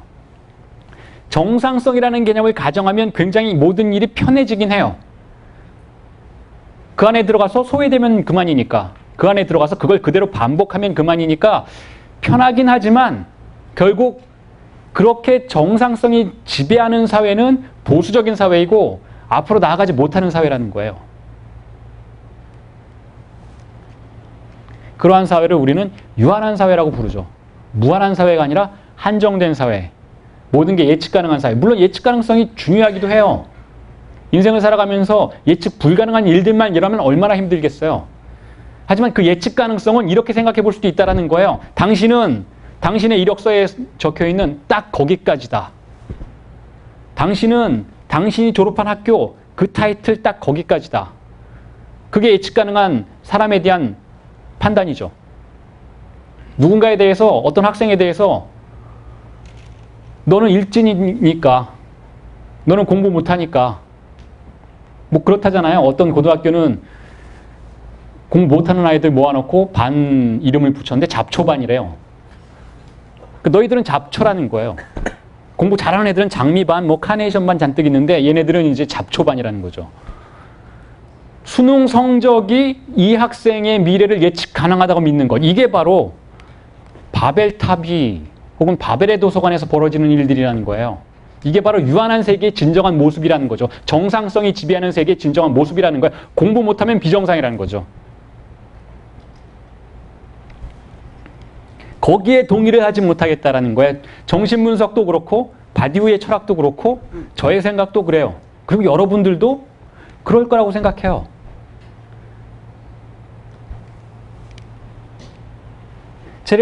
그래서 제가 그러한 사회들을 작년에 한 세미나에서 이렇게 불렀었어요. 초선명 사회, UHD 사회라고. 요즘에 텔레비전 엄청나게 선명한 것들 많이 나오잖아요. 뭐 아이패드도 그렇고 스마트폰도 그렇고 선명도를 최고의 어떤 목표로 삼고 서로 경쟁을 하고 있죠. 선명한 것. 자, 그런데 그렇게 선명해지면 선명해질수록 우리에게 진리가 더 잘 보이기 시작할까요? 우리의 존재가 이력서 안에서 선명하게 표현되면 표현될수록 우리는 점점 더 소외되는 것은 아닐까요? 무엇으로부터 소외되게 할까요? 진리로부터 소외되는 것을 의미하겠죠. 소외된다라는 것은 기존에 존재하는 고정관념 안에 나를 가두는 것을 말하기 때문에 내가 새롭게 창안될 수 있는 기회로부터 소외되는 것을 의미하겠죠. 지금 그 얘기를 하고 있는 거죠. 선명한 것을 주장하는 사람들은 결국 주어진 단어와 지식에 의존해서 내가 누구인지를 말하려고 하는 그런 사람들이에요. 내가 누구인지를 지금 이 사회를 지배하고 있는 지배 이데올로기에 근거해서 판단하려고 하는 사람들인 거죠. 물론 그러한 판단은 우리의 인생을 살아가는데 굉장히 유용한 역할을 해주기도 해요. 그렇잖아요. 회사를 취직할 때, 취업할 때 혹은 사원들을 뽑을 때 이력서에 적혀있는 선명한 표현들이 없다면 어떻게 그 사람을 이해할 수 있겠어요? 하지만 그게 전부는 아니라는 거죠. 혹은 오히려 절대로 그게 전부가 되어서는 안 된다는 거죠. 수능 성적이 아이를 판단하는 전부가 되어서는 안 되고 오히려 거꾸로 되어야 된다는 거죠. 물론 우리는 우리 앞에 존재하는 어떤 인간에 대해서, 한 학생에 대해서 판단할 많은 언어를 가지고 있지 못하기 때문에 기존에 존재하는 언어에 의존하는 것이기도 해요. 누군가의 미래에 대해서 단순히 이 사람이 과거에 범죄자였다면 혹은 잡초반이었다면 이 사람의 더 나은 미래를 예측하기가 힘든 것이기도 하지만 일종의 내기를 걸어보지 않는다면 결국 우리는 이 사람을 유한한 세계에 가두어 버리는 것이기도 하고 우리 자신을 유한한 세계에 가두어 버리는 것이기도 하다는 거죠. 고정관념의 지배는 안락해요. 그건 확실한 것 같아요. 좋은 게 좋은 거예요. 남들이 좋다는 길로 가면 최소한 망하진 않아요. 그건 안락하죠. 하지만 남들이 좋다는 길로 간다라는 것을 바로 소외된다라고 부른다라는 거예요. 정신분석은. 철학은 그것을 소외라고 부른다는 거죠. 남들의 담론에 근거해서 나의 인생이, 나의 가능성이 제한되도록 만드는 것을 소외라고 부른다는 거죠. 그래서 요즘엔 이런 방식으로 이야기하잖아요. 자발적으로 스스로를 상품화시키는 그러한 경향들이 대세를 이루고 있죠. 내가 얼마짜리인지를 말해야 되죠. 내 연봉이 높다면 자랑스럽게 말하는 것이고 낮다면 높아지기 위해서 무진장 애를 쓰죠. 스스로를 상품화시키는 것. 자, 이게 바로 지금 우리 사회를 지배하고 있는 이데올로기나 고정관념에 나를 완전히 종속시키고 소외시키는 거예요. 우리를 지배하고 있는 이데올로기는 뭔가요? 자본주의의 이데올로기예요. 사람을 상품 가치화하는 것. 사람의 감정까지도 상품화하는 것. 그래서 사람의 감정까지도 돈을 주고 살 수 있다고 생각하는 것. 얼마짜리 감정인지 얼마짜리 외모인지 가격표를 따라서 판단할 수 있는 세상. 자, 이게 지금 우리를 지배하고 있는 바벨탑이에요. 이 바벨탑에 우리가 종속되면 결국 우리는 우리에게 매겨진 상품가에 근거해서 우리의 인생을 살아갈 수밖에 없고 거기가 끝이라는 거예요. 그런데 상식적으로 생각해도 그건 우리가 받아들일 수가 없는 인간의 존엄성에 반대되는 개념인 거죠. 인간의 존엄성은 가치 매겨질 수 없는 것이잖아요. 인간의 존엄성은 왜 가치가 매겨질 수가 없을까요? 무한한 가능성을 가지고 있기 때문에 그렇죠. 그게 인간의 존엄성의 개념이에요. 그것 역시 인간이 발명해낸 개념이지만 가장 위대한 개념 중에 하나인 거죠. 인간이 존엄하다는 바로 그 개념은 굉장히 무한한 개념이에요. 그리고 그 개념에 의존해서 세상을 바라보면 인간을 판단하고 규정하는 다양한 지배적인 패러다임들은 굉장히 비윤리적으로 보인다는 거죠. 인간은 상품이 아니라는 거예요.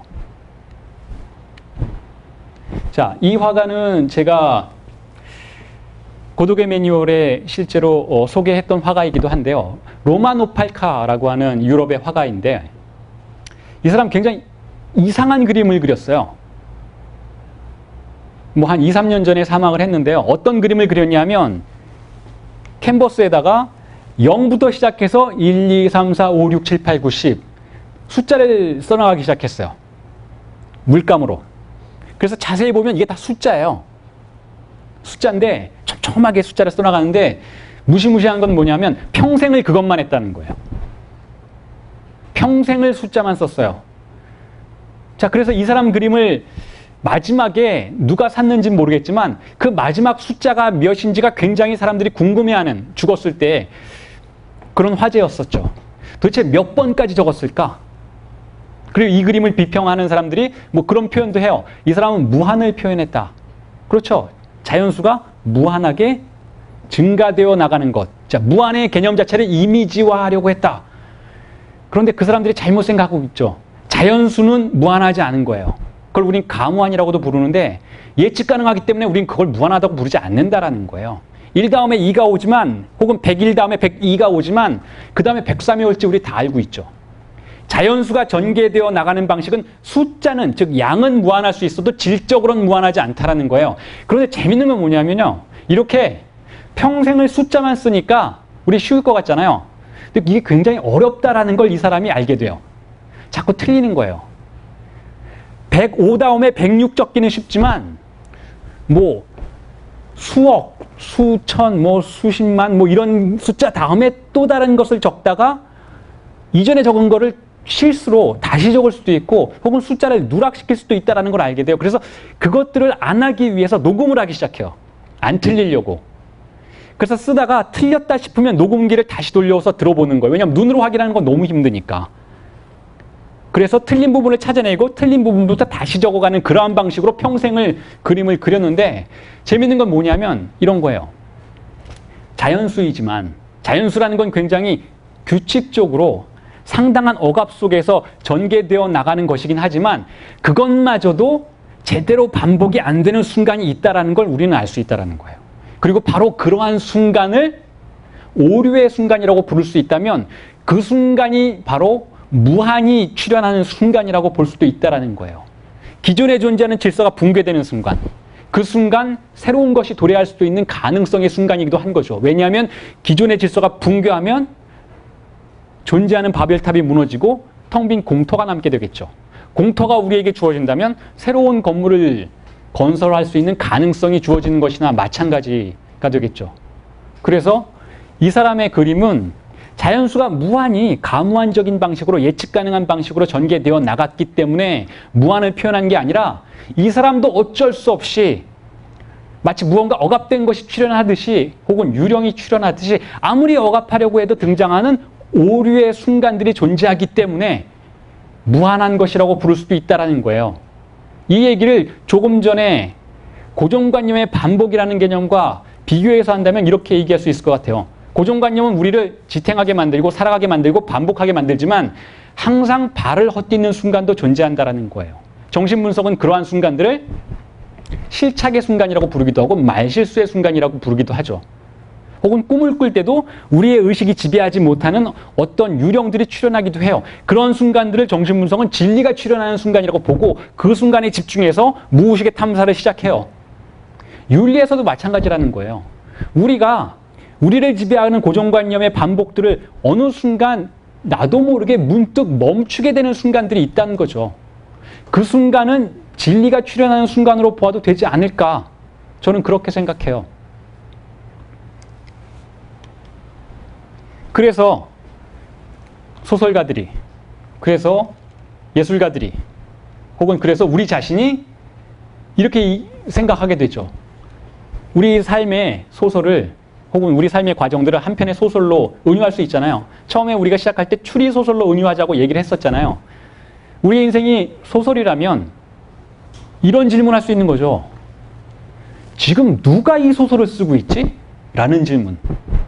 내가 내 인생의 소설을 계획해 나가고 그래 나는 고등학교 나와서 어디 대학 가야지, 무슨 전공해야지, 뭐 해야지, 어디 취직해야지, 어떻게 결혼해야지 라고 우리 인생의 소설을 써 나가잖아요. 근데 실제로 그 소설을 쓰고 있는 작가가 누구인지 궁금해진다는 거예요. 물론 우리 자신이죠. 우리가 소설을 쓰고 있어요. 우리 자신이 스스로의 인생을 써나가는 것 같아요.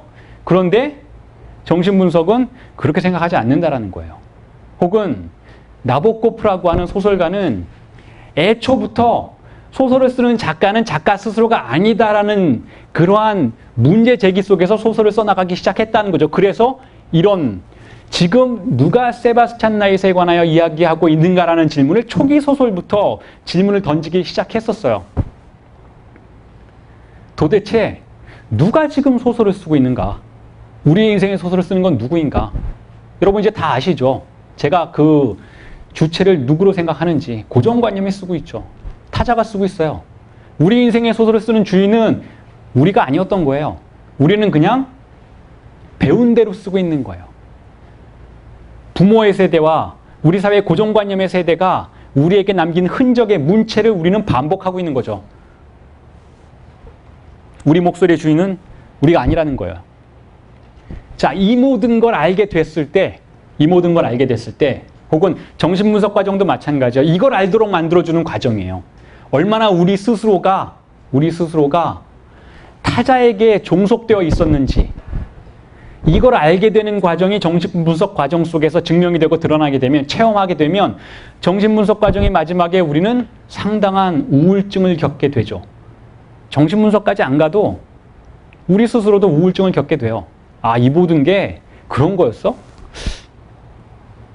타자의 고정관념을 내가 반복하고 있는 것이었어? 라는 생각을 만약에 여러분들이 저의 생각을 동의하실 수 있게 된다면 우울한 얘기죠.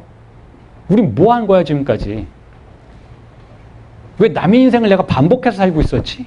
심지어는 아주 은밀한 성욕에 이르기까지 왜 남의 걸 반복할 수밖에 없었을까? 우울증의 단계에 도달해요. 침묵하게 되죠. 더 이상 말 안 하게 돼요. 말해봤자 남의 얘기하니까. 내가 말하는 게 아니라 나는 꼭두각시처럼 중얼거릴 뿐이니까. 나는 앵무새일 뿐이니까 말도 안 하게 돼요. 마음의 문을 닫는 거죠. 고독 속에 들어가죠. 우울의 단계로 들어가요.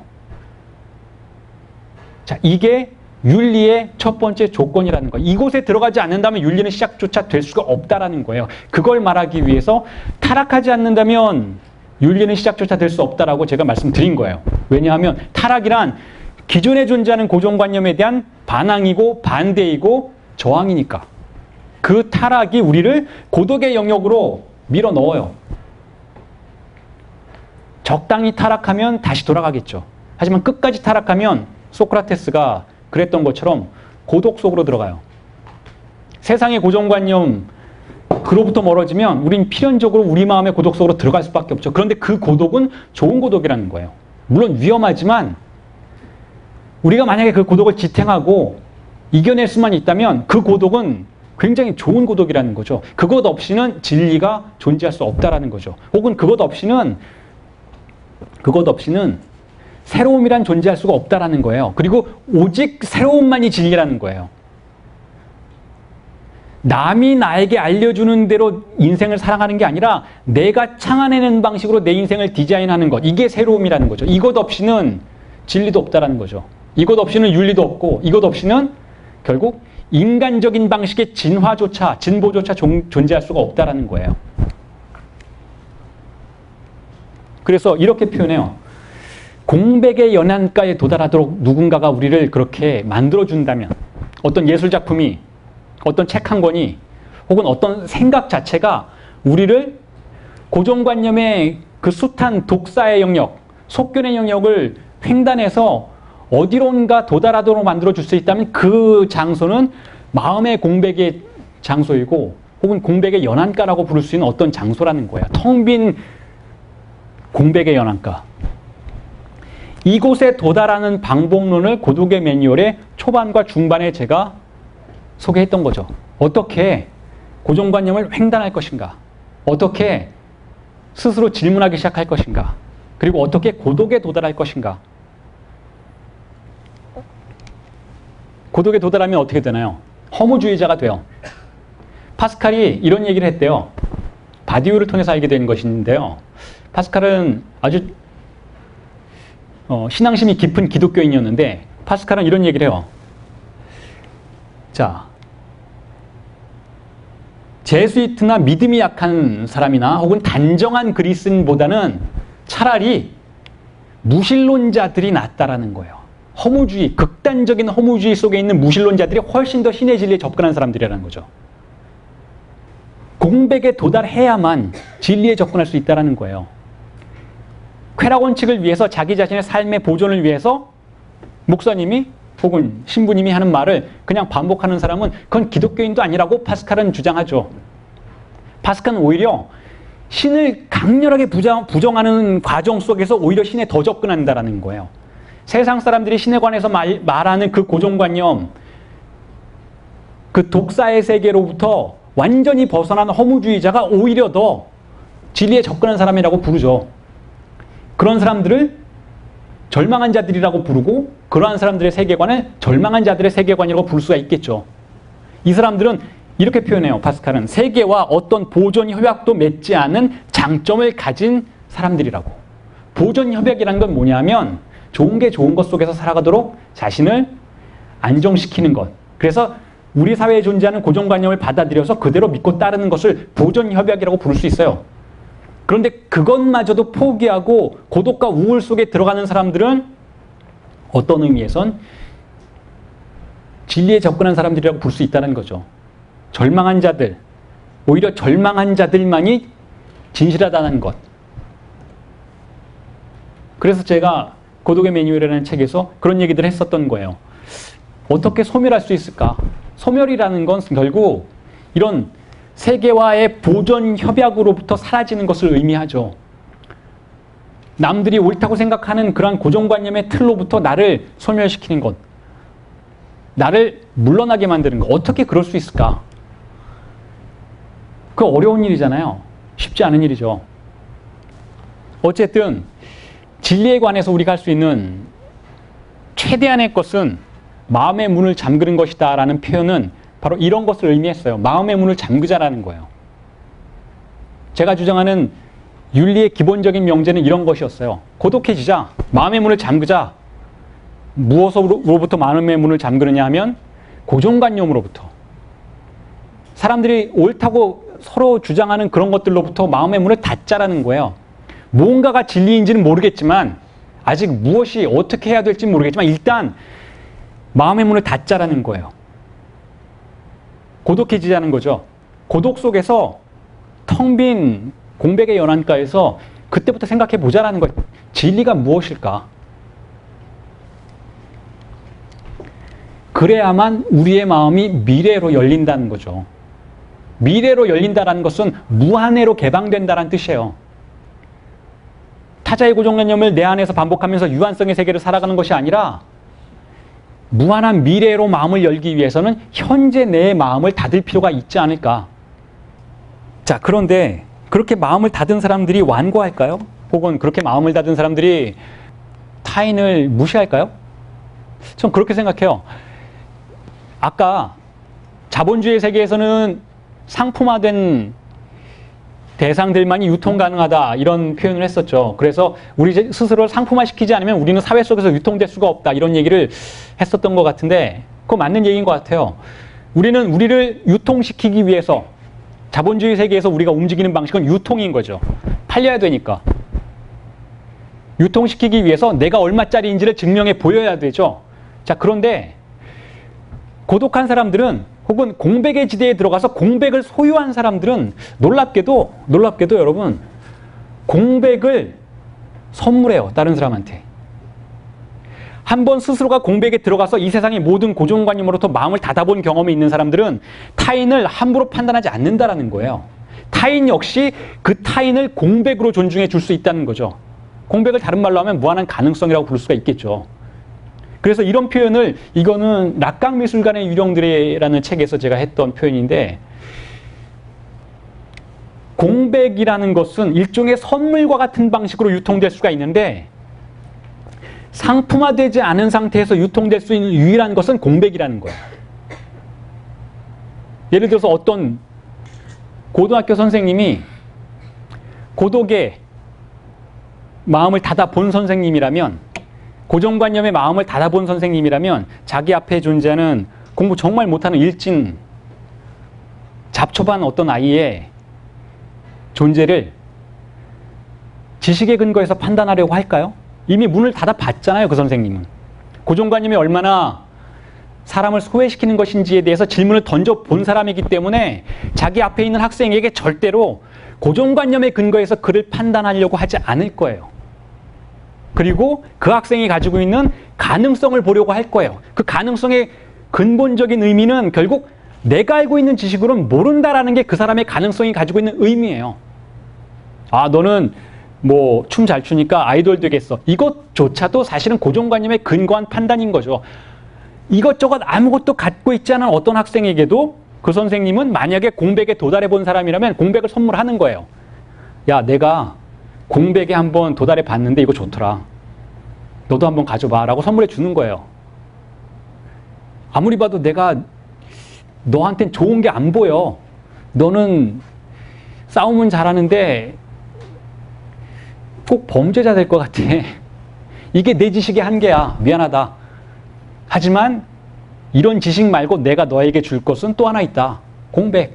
공백을 주는 거예요. 혹은 그 아이가 가지고 있는 공백을 인정해 주는 거예요. 가능성으로. 그건 상품화가 안 돼요. 그 공백은 항상 빠져나가요. 공백은 고정관념에 사로잡히지가 않아요. 왜냐하면 공백이니까. 공백 잡을 수 있어요? 못 잡죠. 공백은 빠져나가요. 항상 빠져나가는데 만약에 그 아이가, 그 학생이 선생님에게 선물 받은 공백을 통해서 야, 나는 지금까지 내가 아무것도 안 가진 아이인 줄 알았는데 알고 봤더니 공백을 가졌구나. 결여가 아니라 가능성이었구나 라는 것을 이해한다면 이 학생은 분명히 삶을 살아가는 데 도움을 받지 않을까요? 누군가가 자기 자신을 물론 굉장히 이상한 표현을 하면서이긴 했지만 선생님이 나한테 공백을 선물하겠대. 되게 이상한 선생님이네 라고 생각은 하겠지만 욕망하기 시작할 거예요. 무언가가 되려고 욕망하기 시작하겠죠. 그게 뭔지는 모르겠지만 무언가가 어쨌든 되려고 하겠죠. 안 될 수도 있어요. 고등학교 선생님들 얘기 들어보면 안 되는 경우가 90%래요. 굉장히 여러 가지 문제를 일으켜서 전학 끝에 온 학생들이 모인 그런 학교 선생님들 얘기를 들어보면 그렇게 공백을 인정해 주려고 해도 자기가 생각하는 감동은 거기에 없대요. 뭐 1년 뒤에 2년 뒤에 만나봐도. 그래도 내기를 거는 거죠. 10년 뒤에는 달라질 수도 있잖아요. 혹은 죽기 전에 한번 달라질 수도 있잖아요. 자, 공백은 그런 거라고 생각해요. 그렇기 때문에 공백은 도달될 수도 있지만 선물될 수도 있어요. 그리고 그 공백을 소크라테스가 선물하는 거예요. 나는 내가 모른다라는 사실을 안다라는 명제를 통해서 선물하는 거예요. 모든 고정관념을 다 깨부시고 그 사람에게 공백을 선물해 주는 거예요. 자, 네가 알고 있던 모든 고정관념은 거짓이었다. 그러니까 거기에 의존하지 말고 스스로 아이를 한번 낳아봐라 라고 공백을 선물해 주는 거죠. 이게 삼파술이에요. 정신분석도 마찬가지예요. 환자에게 환자가 지금까지 의존하던 타자의 지식과 타자의 흔적으로부터 자유로울 것을 요청해요. 그리고 마지막 단계에서 텅 빈 장소를 선물하죠. 그 텅 빈 장소에서 환자가 자신의 삶 속에서 스스로 새로운 삶을, 새로운 욕망의 구조를 창안해낼 것을 기다려주죠. 이게 정신분석이에요. 그리고 이게 인문학이고 이게 교육이고 이게 예술이에요. 우리 얘기했던 거를 도식으로 설명한다면 결국 우리는 이 지역에 살고 있어요. 타자의 고정관념이 반복되는 패러다임의 영토, 지배적인 패러다임이 우리를 지배하는 영토에 살고 있는데 문득 어느 날 고독해져요. 그래서 공백의 연안가로 도달하죠. 텅 빈 장소에 도달해요. 거기에 머물고 있으면, 고독 안에 머물고 있으면 물론 우울증에 걸려서 죽을 수도 있어요. 하지만 강하게 투쟁하면서 기다리면 무언가 새로운 것이 시작될 수도 있어요. 물론 혼자 스스로는 안 돼요. 정신분석도 그걸 강조해요. 환자 스스로가 환상을 횡단하기도 힘들고 환상으로부터 횡단한 뒤에 다시 인생을 시작하는 것도 쉽지 않은 일이죠. 그래서 정신분석가가 필요해요. 하지만 우리의 인생에서는 정신분석가는 굉장히 낯선 존재잖아요. 우리의 인생에서는 우리 스스로가 어떻게 무언가를 해봐야 되는 경우가 더 많잖아요. 그럴 경우에 우리는 고독해질 수 있어요. 고정관념을 거부할 수 있어요. 강하게 투쟁하고 저항할 수 있어요. 하지만 그 안에서 무언가가 새로 시작되기 위해서는 사건이 필요해요. 그건 우리 스스로가 되는 게 아니에요. 사건이 필요해요. 어떤 사건이 필요하냐 하면 예를 들면 새로운 사랑을 시작하기 위해서 사람들이 사랑이라고 생각하는 모든 위선에 대해서 거부하고 있다가 사랑을 시작하려고 하는데 사랑은 혼자 못하잖아요. 누군가가 나타나 줘야겠죠. 그런데 재밌는 건 뭐냐면 지금까지 안 보이던 사람도 고독 안으로 들어가면 보이기 시작한다는 거예요. 지금까지는 사람들이 생각하는 방식으로만 사랑을 계획해왔던 사람에게 그 모든 계획을 던져버리고 혼자서 고독 안에 머물러 있게 되면 새로운 사랑이 보이기 시작해요. 물론 어쨌든 누군가가 다가와 줘야겠죠. 예술도 마찬가지예요.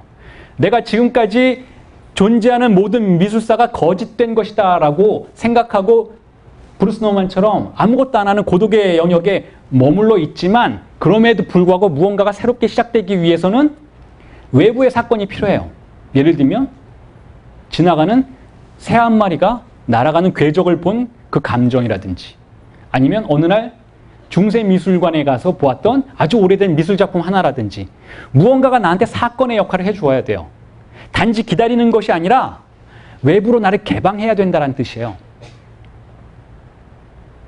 단지 고독해지는 것이 아니라 무언가를 계속 찾기를 멈추지 말아야 한다는 뜻이기도 하죠.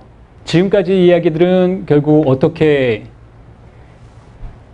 고정관념이 우리를 지배하는지, 어떻게 소외가 진행되는지, 어떻게 타자가 우리를 꼭두각시로 만드는지에 대한 이야기였다면 이런 문장들로 책에 있는 문장들을 준비를 했는데요. 지금까지 수업을 정리를 할 수 있을 것 같아요. 자, 먼저 고독 이야기하니까 얼마 전에 어떤 기자분이 저한테 그렇게 질문하더라고요. 현재 우리 사회에서는 연대가 중요하지 않느냐? 왜 고독을 이야기해서 고립을 강조하느냐? 연대가 중요한 것 아니냐? 뭉쳐야 하지 않느냐? 맞다라는 거예요. 그래서 그분에게도 제가 그렇게 답글을 보냈었죠. 연대가 중요해요. 어느 때보다 지금 중요하죠, 여러분. 연대가 중요해요. 정치적인 공간에서, 교육의 공간에서, 인문학의 공간에서 연대가 중요해요. 연대하지 않으면 공동체는 붕괴되기 시작할 거예요. 우리가 지금까지 쌓아왔던 민주주의 가치들은 남김없이 파괴되기 시작하겠죠. 연대가 중요해요. 그런데 어떤 연대이냐가 중요하다는 거죠. 그냥 연대이면 안 된다는 거예요. 어떤 연대가 중요한가? 고독한 자들의 연대가 중요하다는 거예요. 고독한 사람들의 연대가 중요하다는 거죠. 고독한 사람들끼리 연대하면 그 사람들은 공백을 서로 나눌 거예요. 미래로 열린 연대를 계획하겠죠.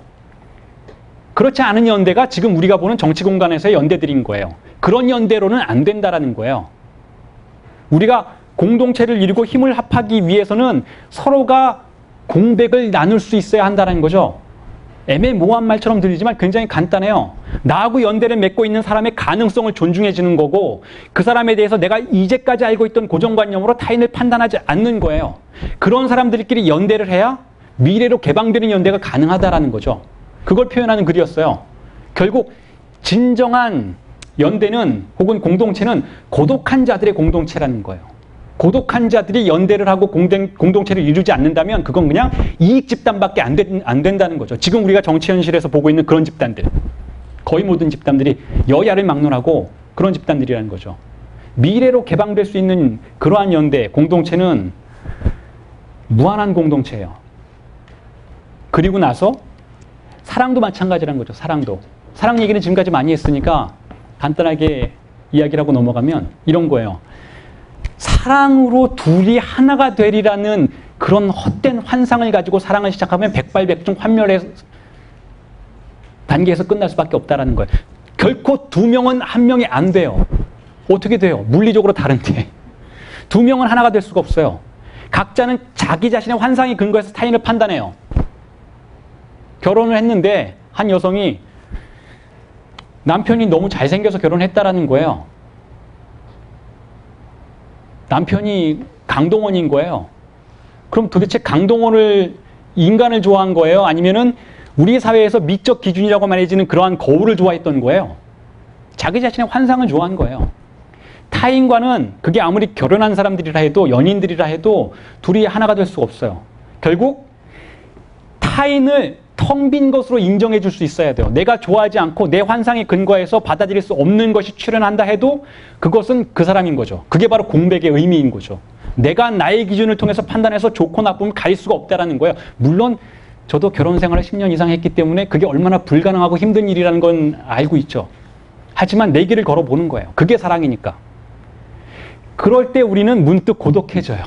결혼 생활 해보신 분은 알 거예요. 둘이 있지만 혼자 있는 것 같아요. 그런데 그건 좋은 고독이라는 거예요. 왜냐하면 그게 사랑의 현실이니까. 환상을 가지면 깨지게 돼 있죠. 타자와 나 사이의 명백한 한계와 경계선을 인정하고 나의 고독을 받아들이고 타자의 가능성을 기다려주는 것이 사랑이라는 거예요. 그건 역시 결국 고독한 사랑이죠. 하지만 가장 진실한 사랑은 고독한 사랑이라는 거죠.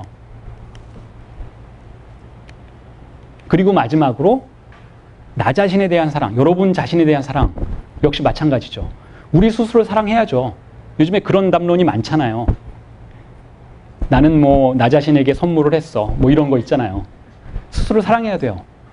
그런데 진짜 사랑은 여러분들의 가능성을 사랑해 주는 것이겠죠. 아, 난 여기까지야. 남들이 난 여기까지라고 말하는 그것 말고 진짜 나르시시스적인 사랑은 나 자신이 내가 지금 생각하는 내가 아닐 수도 있다는 걸 존중해주는 그러한 과정이라는 거예요. 나는 다른 사람이 될 수 있다. 이 간단한 말로 공백을 어떻게 내 안으로 가져와서 사랑할 수 있게 되는지를 이해할 수 있게 되죠. 나는 다른 사람이 될 수 있다는 거예요. 여러분 역시 그렇다라는 거죠.